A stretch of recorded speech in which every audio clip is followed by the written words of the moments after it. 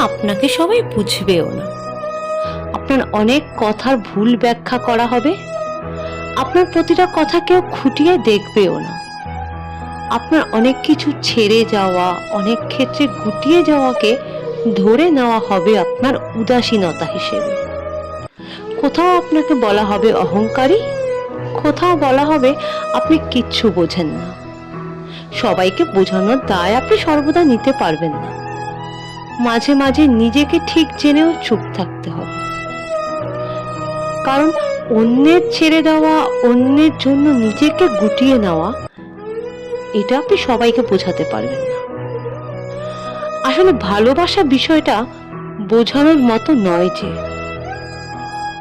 তাই আপনি সবাইকে সবকিছু বোঝাতে পারবেন না।